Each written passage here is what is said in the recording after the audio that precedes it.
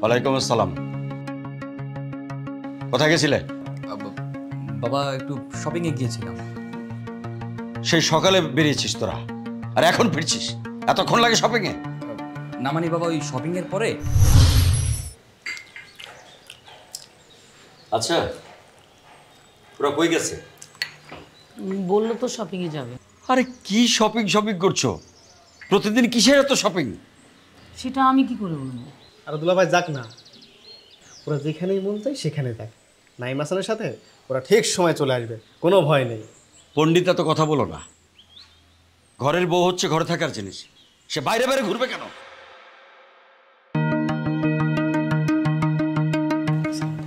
আসসালামু আলাইকুম বাবা। ওয়ালাইকুম আসসালাম। কোথায় গেছিলে? বাবা একটু শপিং এ গিয়েছিলাম। সেই সকালে বেরিয়েছিস তোরা, আর এখন ফিরছিস? এতক্ষণ লাগে শপিং এ? না মানে বাবা, ওই শপিং এর পরে আখিকে নিয়ে ওর নানু বাড়ি বেড়াতে গিয়েছিলাম তো, তাই একটু লেট হয়ে গেছিল, তাই না? আত্মীয় বাড়ি বেড়াতে গেছিলে, খুব ভালো তো। ওরা মাঝে মাঝে একটু ঘোরাঘুরি করা ফেলা, আর আত্মীয় স্বজনের সাথে খুবই ভালো। এবার আমি আমার আত্মীয় বাড়ি যেতাম আর মন রিফ্রেশ হয়ে যায়। যাও যাও যাও, অনেক পরিশ্রম হয়েছে, এখন যাও ভিতরে যাও, ফ্রেশ হয়ে নাও, যাও।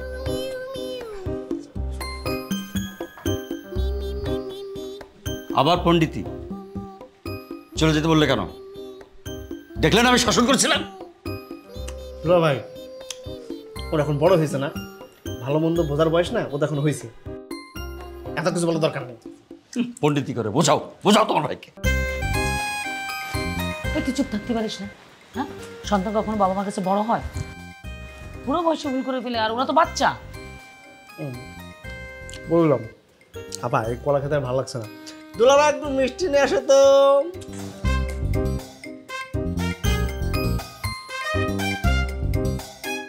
কিরে, তোর ঝামেলা কি শেষ হবে না? বুঝতে পারছি না, এই ঝামেলা এত সহজে শেষ হবে না মনে হচ্ছে। হে নাইম ভাইয়া, কি অবস্থা আপনার? কেমন আছেন? আরে মোহনা, কি অবস্থা? এই তো ভালো আছি, তোমার কি খবর? এই তো আলহামদুলিল্লাহ। তো কোথায় যাচ্ছিলে? আমি তো এদিকে ক্লাবের দিকেই যাচ্ছিলাম। আচ্ছা আচ্ছা আচ্ছা। আচ্ছা ভাইয়া, আখি অনেকদিন ধরে ক্লাবে আসছে না, ও কি অসুস্থ নাকি? না না না, অসুস্থ কোনো কিছুই না, সুস্থই আছে। সামনে তো তোমাদের সিলেকশন, সো সে অপেক্ষাতেই আছে। সিলেক্টেড হলে অবশ্যই খেলবে, আর যদি সিলেক্টেড না হয় তাহলে সে তার পরবর্তী ডিসিশন জানাবে খেলবে কি খেলবে না। ও কি ওর কাগজপত্র ঠিকঠাকভাবে জমা দিয়ে দিয়েছে? হ্যাঁ, জমা দিয়েছি, মানে আমি তো জমা দিয়ে দিয়েছি। ইস, আখির স্বপ্ন পূরণ হতে যাচ্ছে। ওর কত স্বপ্ন ছিল, ও দেশের হয়ে খেলবে, দেশের জন্য ট্রফি আনবে, আর আমি তো শুধুমাত্র আমার বাবার জন্যই খেলছি। সমস্যা নেই, তোমার স্বপ্ন পূরণ হবে, নিজের স্বপ্নের পিছনে দৌড়ো। ঠিক আছে, থ্যাংক ইউ ভাইয়া, আসি তাহলে। আচ্ছা। দোস্ত, কাবাডি একটা খেলা হলো নাকি? আর কি কোনো খেলা ছিল না? এটা কি বললি তুই? কাবাডি কোনো খেলা হলো মানে? এই গর্ধ, তুই কি জানিস কাবাডি আমাদের জাতীয় খেলা? জানবি কিভাবে? সারাদিন তো দেখো হিন্দি সিরিয়াল, বোঝে না সে বোঝে না, বধূ বরণ। আগে নিজের দেশের কৃষ্টি কালচার সংস্কৃতি সম্পর্কে জান, তারপর বলিস। আরে আমি তো জানি, আমি মনে করছিলাম ক্রিকেট হয়তো আমাদের জাতীয় খেলা, কিন্তু ভুলে গেছিলাম আসলে কাবাডি জাতীয় খেলা। বলা যাবে না, কিছু কিছু জিনিস একদম বলা যাবে না, মুখস্থ করে রাখ একদম।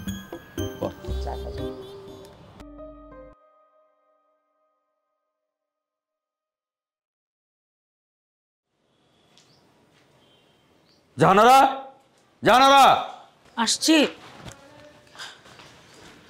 কি হয়েছে? দেখো পেপারে কি লিখেছে। কি লিখেছে?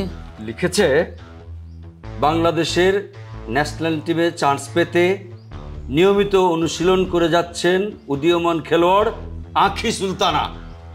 কি বলো? আখি? হ্যাঁ, আমারও সন্দেহ হয়েছিল, প্রতিদিন কোনো না কোনো বাহানা করে সে বাইরে যাচ্ছে। তুমি কিন্তু ছাড়বে না, আজকে আসলে ধরবে। দেখো কি করছি আমি।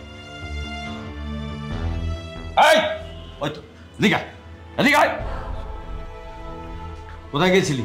বাবা কেন? ওই যে শপিং এ গিয়েছিলাম। শপিং এ গিয়েছিলাম? দেখি দেখি কি শপিং করছিস, দেখি। আর দেখি, এই যে দেখি করো, দেখি কি শপিং করেছিস।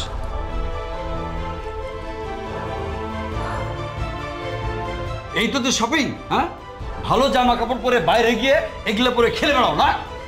আই মেয়ে, সারাক্ষণ আমাদের মিথ্যে কথা বলো না। বাবা, আখির কোনো দোষ নেই, ওকে কিছু বলো না, সব দোষ আমার। বাবা যা বলার আমাকে বলো। তুই চুপ থাক। তুই না বলেছিলি বিয়ের পর বৌমা আর খেলবে না? এখনো খেলবে না কিভাবে? কি? আমি তো কখনো বলিনি যে আমি বিয়ের পর খেলবো না। নাইম, তুমি বলেছো? না মানে না না না না, আর তোর কথা হবে না, সব মিথ্যা বলেছিস তুই। আচ্ছা হয়েছে, যাওয়ার হয়েছে, মান সম্মান তো সব গেছে, যতটুকু মান সম্মান আছে সেটা রাখার চেষ্টা করো। পূর্ণ কথা বলে তো আর লাভ নেই।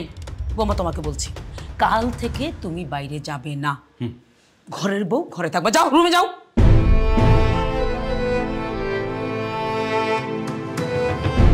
এই শুনলি তোর মা কি বললো? জি বাবা। মনে থাকে যেন, যা। মাথায় উঠে গেছে প্রশ্ন দিতে দিতে। কত বড় মিথ্যাবাদী দেখেছো? আমাদেরকে ধোকা দিচ্ছে। হ্যাঁ, আমার ছেলের দোষ আসলে, এই ছেলেই করেছে এগুলো সব।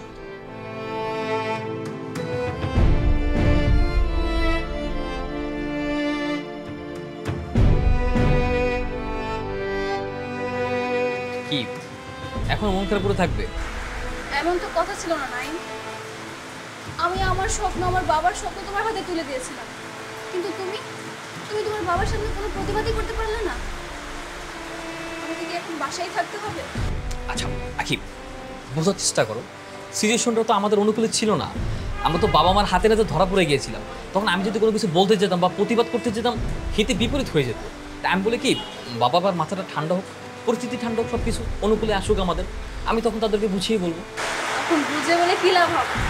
আমাকে তো বাসা থেকে বের হওয়া নিষেধ করে দিয়েছে। বাবা মা যখন বাসা থেকে বের হওয়ার জন্য নিষেধ করে দিয়েছে তো যেও না। মানে কি নাইম? না মানে আমি বোঝাতে চেয়েছি যে 2-1 দিন যেও না, বাবা মার মাথা ঠান্ডা হোক, তারপর না হয় যেও। কিন্তু আমার তো কালকে পেপার জমা দিতে হবে। পেপার জমা দিতে হবে? এটা তো টেনশনের কি আছে, আমি আছি কেন? আমি জমা দিয়ে দেবো, আমি তোমার হাজবেন্ড না? সব কিছু আমি করবো। তারপর যখন ন্যাশনাল টিমে চান্স পাবে, দেখবে আমার বাবা নিজে তোমাকে স্টেডিয়ামে খেলানোর জন্য নিয়ে যাচ্ছে। হ্যাঁ, এখনো মুখটা গোমরা করে থাকবে? এবার তো হাসো হাসো। কিন্তু নাইম, আমি যদি সিলেক্ট না হই? সিলেক্ট না হলে তো কিছু করার নাই, সমস্যা নাই। There is always a next time. আমরা পরের বছর ট্রাই করবো। ঠিক আছে, আমি তাহলে আমার সব কাগজপত্র রেডি করে দিচ্ছি, তুমি কালকে জমা দিয়ে এসো।